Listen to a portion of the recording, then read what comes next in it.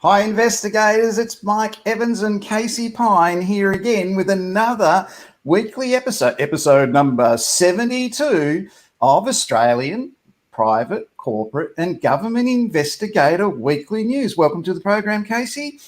Thanks, Mike. Thanks for having me. I've got Casey on mute. I've just got to unmute her. Can you hear me now? I can't unmute her. Off to a good start, really good start. Fantastic. I'm doing it again already. Can you hear me? Oh, Mike's gone. Can someone let me know if they can hear me? Oh, gosh. Technical difficulties. Oh, Mike's gone. I'm glad you can hear me. Thank you, Jamie. Well, and Renee, awesome. Okay, so Mike has vanished. Well, I might just do my segment while Mike is going to fix his up. I asked last week if anybody had any OSINT questions for me. As anyone that knows me or watches this show, OSINT happens to be my specialty as an investigator. And so I will just jump into, sorry, I don't know how Mike does this. He does a very good job.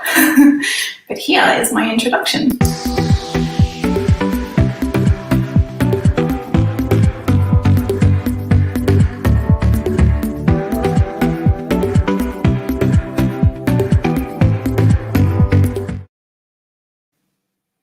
So that was one of the questions that I received to my inbox last week is, how can I use a virtual machine as an investigator? And I thought that was a fantastic question because it actually leads into another question that I'll answer next week that Evan asked me to answer. Evan, I will get on that for you. And so I just wanted to touch on what a virtual machine is for those who have never heard of one.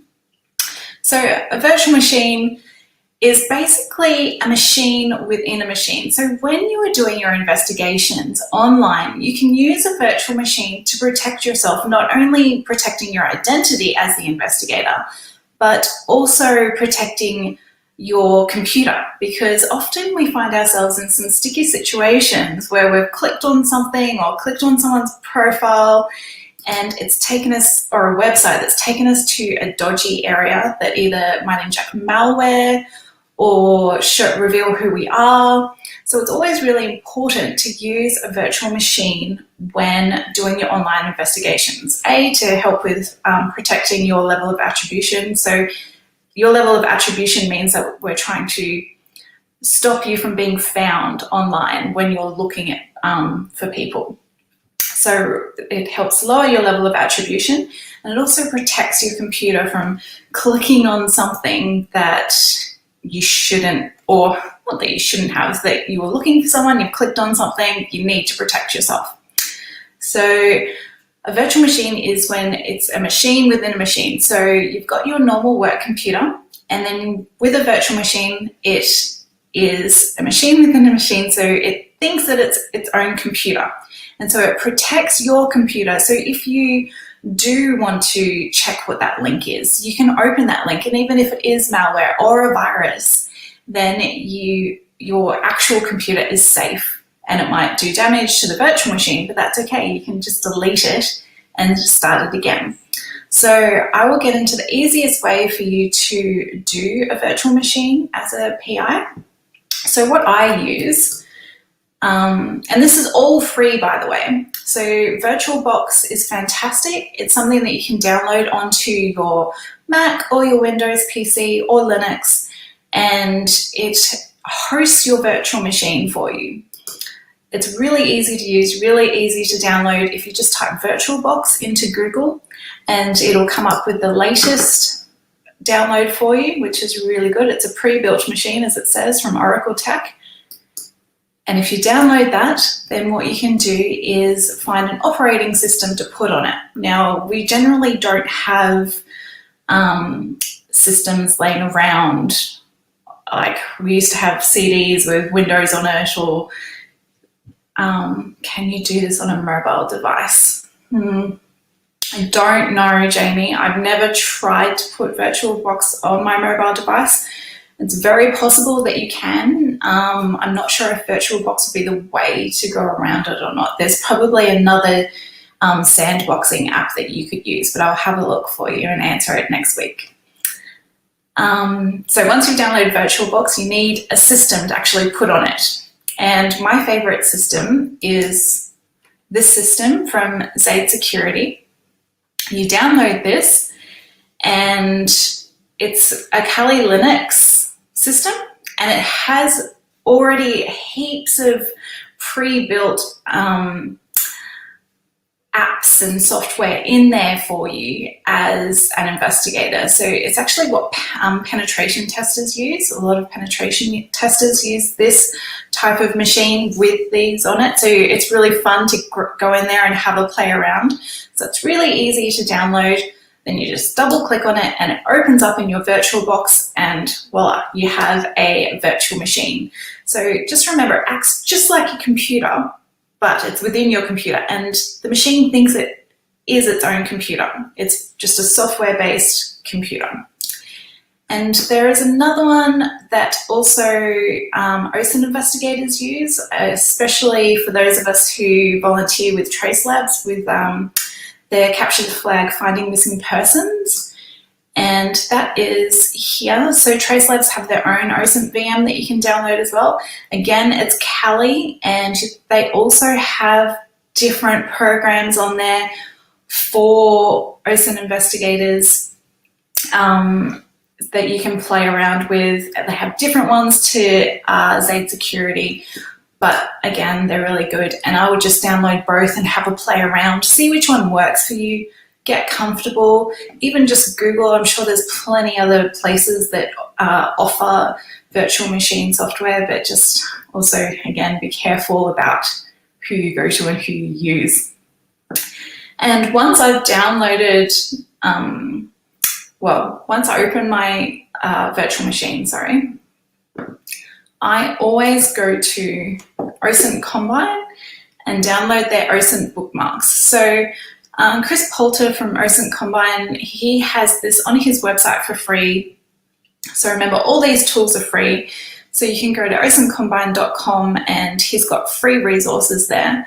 And with this, it has a whole bunch of bookmarks for different websites that you can go to, where you can check usernames, phone numbers, email addresses, and I put all that into my virtual machine, and then I'm ready to find someone. Obviously, I never use if I have to log into a social media to look for someone, I never use my personal social media. I don't want to be that investigator that accidentally adds someone as a friend or likes a photo back from 2015. So never use your own social media. Make sure you've got the correct sock puppets and everything set up. And at least with the virtual machine, when you are doing investigations online, if you do click on something that's going to get you into a bit of trouble, that might inject viruses or malware onto your computer, it's safe. So definitely download these and have some fun. It's really interesting to look at and learn about, and protects you and hides your identity, which is important when doing online investigations. Thanks, Casey. That's great. And I appreciate you taking over there where I stuffed that up. Okay. We're moving right along, and this is really important. We've got Renee in today, and she's going to be explaining to us all about AIRLAP and our industry association, the Association of Investigation, Risk and Loss Adjusting Professionals. Now, Renee's been our first inaugural Executive Vice President, so Casey and I have to honour that right now. Well done, Renee. Here's Renee, people.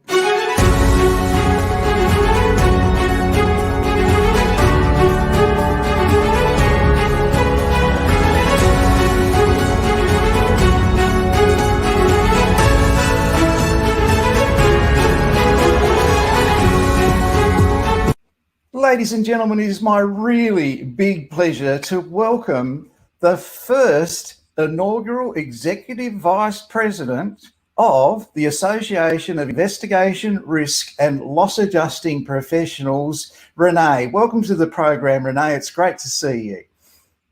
Hi, Mike. Thanks for the nomination.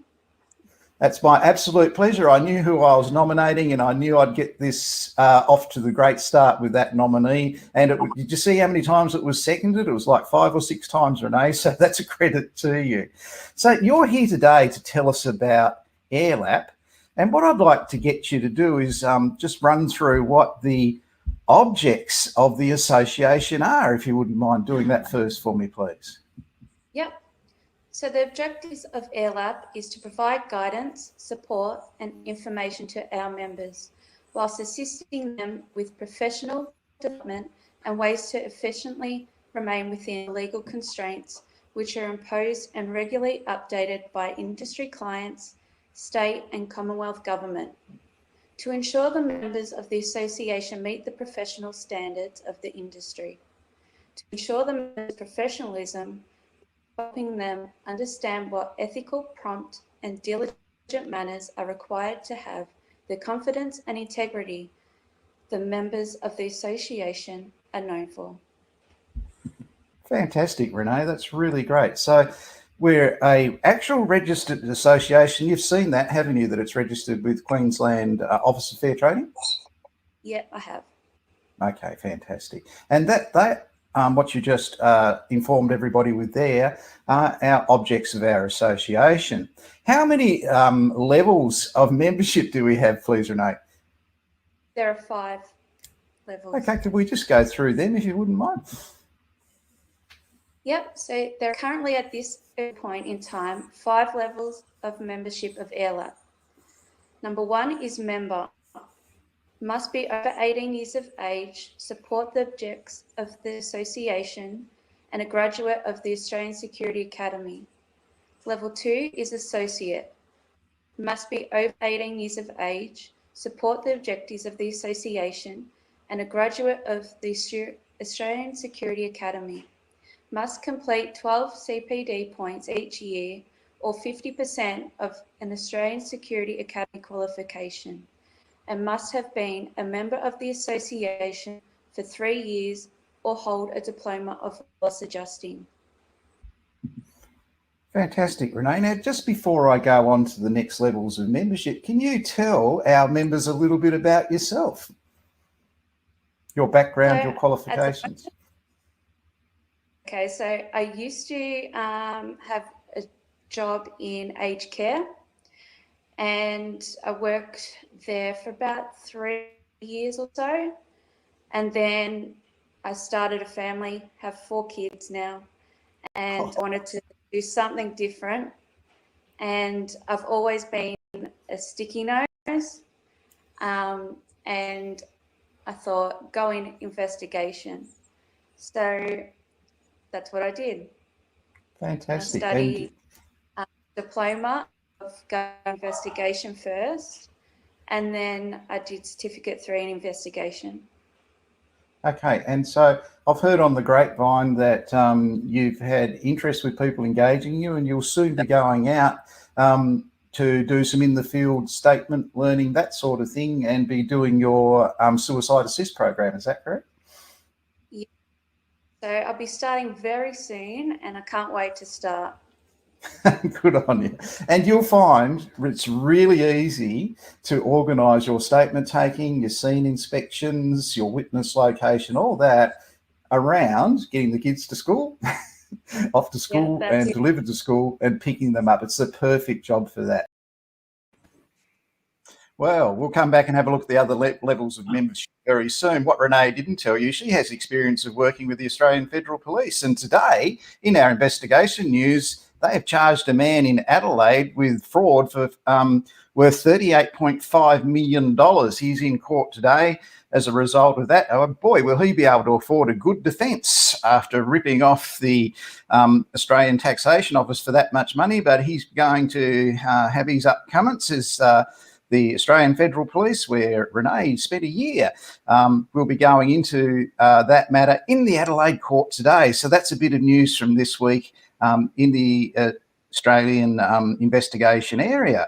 Also this week in Australia, QBE have a class action against them being taken by one of the large legal firms, and that class action is in relation to the COVID-19 insurance and business interruption. So that's something that we'll be monitoring very clearly here. In our job vacancies this week, Quantum Corp are looking for loss adjusters who are liability claims consultants. So that job has been advertised 2 days ago at Quantum Corp. Really great place to work. And they're after a liability claims consultant to satisfy the contracts they have all around Australia for liability claims. Another great job is this one. It's an internal review officer at Charlestown. So whenever you see Charlestown, in the suburb of Sydney, that's the largest Centrelink office in Australia. So that's where you'll be working. There's a bit of a clue in the heading there. They've told you the location. You're going to be working for Centrelink as an internal review officer. They're offering $51.50 an hour. It's a contract one, that one. So some people are happy to do contract work. Here's a great job for an investigations advisor. All these jobs that you're seeing here, and this one for Transport New South Wales for fraud prevention coordinator, all these jobs you'll see on our Australian Security Academy Facebook jobs page. Here it is. You just go to the Australian Security Academy Facebook jobs page, which is Australian Private Investigator Corporate and Government Investigation Jobs. I update that as much as I possibly can every week. I don't put all the investigation jobs up there for private investigators, corporate investigators and government investigators. I haven't got time. We're too busy. We've got now currently 809 students to look after, and so I don't have time to post those jobs on Facebook. I put about 30% of them up so you can see them. You can do your own research for job vacancies on Seek or similar websites. Quantum Corp are after investigators, licensed factual investigators all around the country. So they might be general insurance or they might be workers' compensation.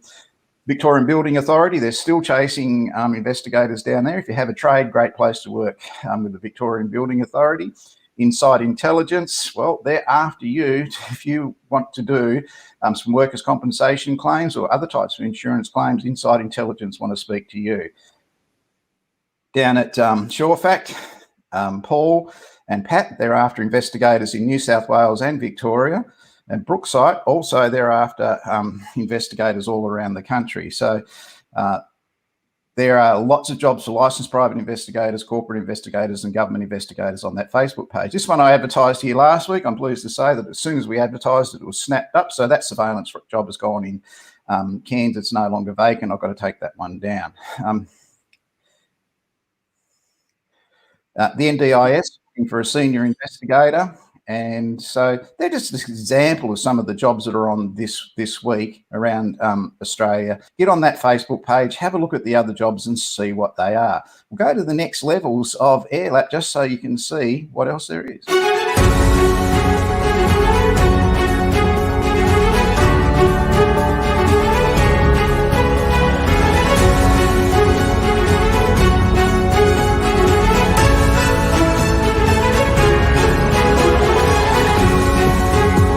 So let's go into our next level of membership, please, Renee. So level 3 is honorary. You must be over 18 years of age, support the objectives of the association, and a graduate of the Australian Security Academy. You must provide an industry assessment paper each year for CPD or complete 12 CPD points or 50% of an Australian Security Academy qualification, or employ 25 investigators continuously over a period of 5 years, or serve 5 periods as Executive Vice President of AIRLAP. You've only got 4 of those to go now. That's it. Yeah, wow, look out. You better hope someone else nominates you next time. So Renee is going to be our inaugural Executive Vice President for a period of 3 months. Renee, have I informed you how many members we've got of AIRLAP currently that have accepted our badge and displayed that on their LinkedIn or Facebook, that sort of thing? Have I informed you of that as yet? Yes, there are currently 26 members, and hopefully at the end of this 3 months, I can raise these numbers significantly. I don't think you're going to have any trouble at all doing that. Now, the reason I would like these to run for 3 months is simply we don't want to be exclusive. We want to have new ideas, fresh, emerging professionals in the industry coming in and assisting people to grow into it by, if you like, for want of a better term, example. And Renee, I think you're a very good example of that. So we have a couple of last membership stages. Yep. Level 4 is life. You must support the objects of the association and be a graduate of the Australian Security Academy. You must be nominated by an honorary member and second by a member. Must have substantial knowledge and experience. Must have a generous commitment to CPD in investigation, loss adjusting, risk management, and work health and safety. Level 5 is other, as encountered at the time. Thank you, Renee. I've really been trying to think of an example of other. Excuse me, I need a drink of water. By the way, I like your coffee mug. I thought of an example of other. It might be someone who rescues a kitten out of a tree while they're having a drink from their Australian Security Academy coffee mug or something. That might be other, I don't know, but I'm sure when we encounter that situation, we'll handle that at the time. Okay, we'll be back for finalise with Renee later on, but also in the news this week in investigations in Australia, this is a tragedy. This is a young man went to watch his 16-year-old son play footy on last weekend, and the scaffolding he was walking underneath for a stadium collapsed on him, and unfortunately it was a fatal accident. He's died. So this will be an investigation conducted by a liability professional, and g'day, Evan, how you going, mate? Good to see you. And that's going to be an ongoing investigation for a considerable amount of time. So the people that installed the scaffolding for the stadium, the owners of the stadium, the Football Association, they're all going to be joined into this claim. It's going to be a very serious one. It's a very sad, very awful situation when a person just goes to a recreational event, they lose their life. He's left behind a wife and some children, and a very unhappy occasion in investigations this week. And an investigator, she or he, has to go out, speak to the witnesses, speak to the people about it, and determine the liability in that matter. From that one, which was very sad, we've gone to farcical. In Ireland, a lady was asked to show a receipt for some things she bought at IKEA. And she decided that being asked to be shown the receipt was defamation against her. So she launched a defamation claim on being asked for a receipt at IKEA, and it went to court. And you can read all about it there, or Google it, IKEA Ireland defamation receipt, and you'll see how her claim did not get up. So that's something that didn't happen. She didn't get anything. She was very upset about the matter at the time. But down in Tasmania, this is an interesting one. In the beautiful town of Tulla, where I think you could probably buy a house in Tulla today for around about $20,000. That'd be a 3-bedroom bush hut with an outside toilet, but that's Tulla's housing, so that's where it was. So a man in Tulla has gone and he's injured himself walking his dog while he's on call as an electrician or something like that for his work with the Hydroelectric Commission in Tasmania. So he's got to be on call and respond within 15 minutes to his call to wherever he's got to go. So he sued the Workers' Compensation Authority in Tasmania for the fact that he had to go there and stay over the weekend in provided accommodation, that he was working at the time being on call. So he went to walk his dog and something happened and he fell over a log or something like that, and he became injured as a result of it.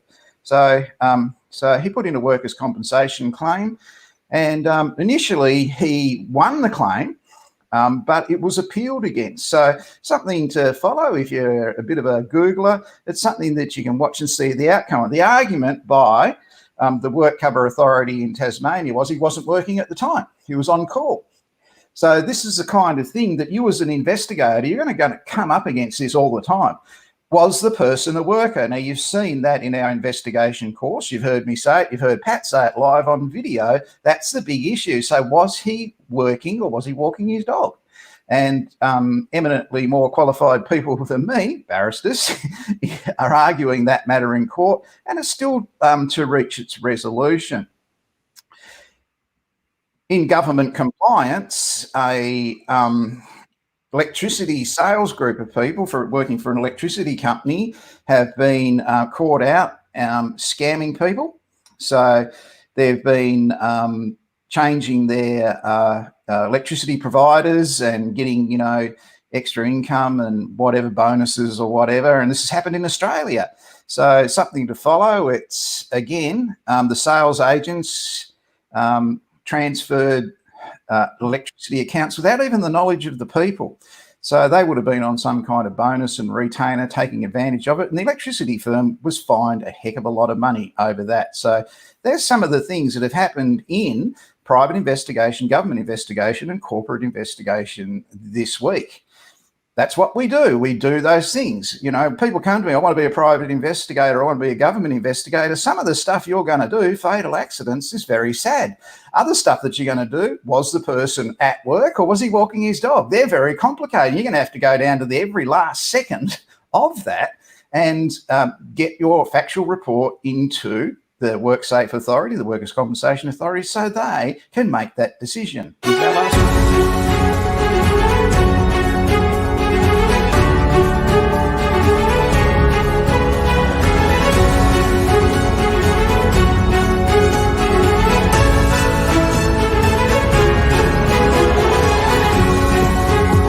Now, this isn't exclusive, is it, Renee, just to Certificate 3 in Investigative Services, is it? No. Of fraud control. Certificate 3 in aviation. So that's for all the drone users? Yeah. Diploma of loss adjusting. Certificate 3 in mercantile agent. That's the debt collectors. Certificate 4 in government investigation. Now, there's a whole lot more. There's the diplomas of government investigation and advanced diplomas of government investigation. And people say to me, well, I'm a government investigator. I can't be a member of an industry association. And that's total rubbish. I am a member currently of 4 different industry associations. 3 of them I have to go to breakfast or lunch with. And they always stick me on the table with people from government departments. So I sit there with people from the Victorian Police Fraud Unit, from IBAC in Victoria, the people that investigate public servants, with the Environmental Protection Agency in New South Wales. I've sat down to lunch and breakfast with them at industry associations. So there is no problem being a member of an industry association if you're a local, state or federal government public servant. It's perfectly allowable. Now, Renee, we're going to have you back in the future to look at progress of our people, but I just wanted to share one little thing with people that they may not be aware of. We currently have 807 students studying at the Australian Security Academy. Now, some of those will finish in 2 years' time. They're doing advanced diplomas. Some will finish in a year's time. They're studying government diplomas or workplace health and safety diplomas. So, they've got a long haul in front of them. Some of them will finish in 2 months, 3 months' time. It's an ongoing process. So this is RTO, the Australian Security Academy, that's supporting AIRLAP and financing it. And it just shows you the strength of it, with 807 users who are students learning, supporting us currently in what we're doing. The membership fee for joining AIRLAP is nothing. It's free. And when you graduate, you automatically become a member. Renee, thank you for coming in today. We look forward to speaking to you probably fortnightly over the next couple of weeks, and we'll get updates on the progress of the membership enrolments, which I'm sure is going to skyrocket from now on. But also, you've got some ideas that you're going to share with us in the future about how to make AIRLAP responsive, and work for our members. That's correct, isn't it? That is. Good stuff. Thanks, Renee. We'll see you very soon. Thanks, Mike. See ya.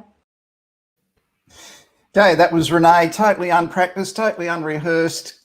Did all that with a day's warning.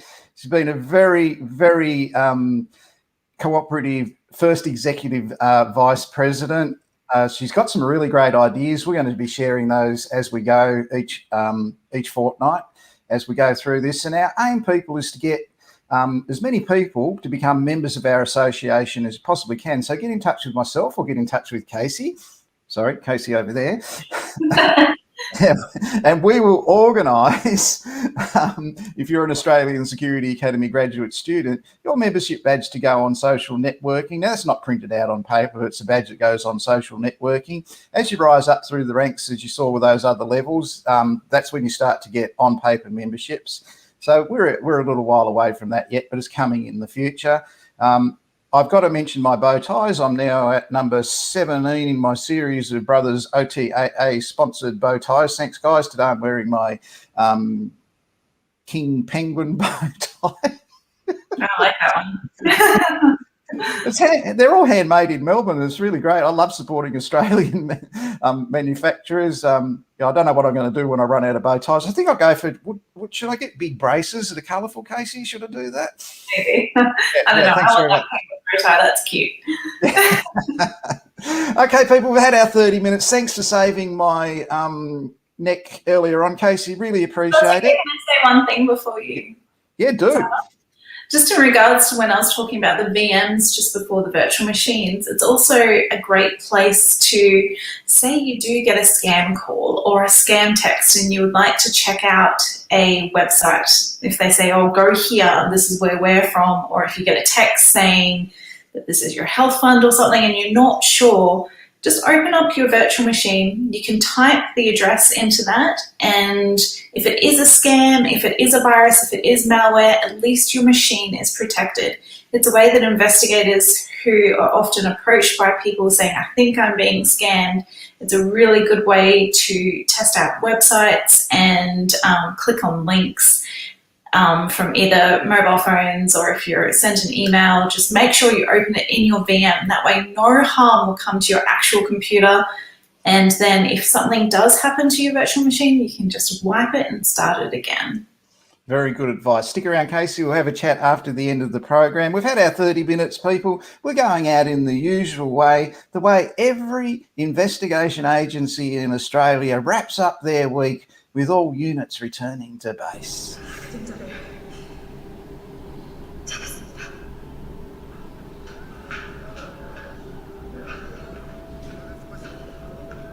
작전 종료. 전원 복귀할 것.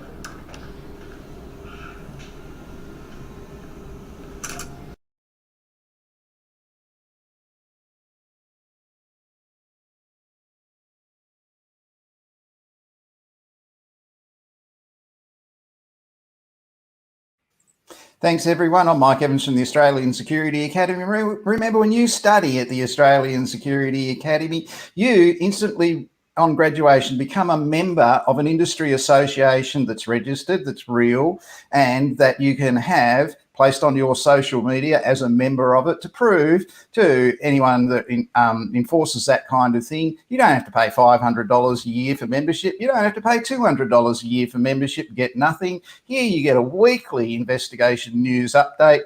You get your badge and you can grow through it with people that are interested in investigations for private investigators, government investigators, and corporate investigators. I'm Mike Evans with Casey Pine, and we'll see you next week on Spy Curious. Thanks for watching.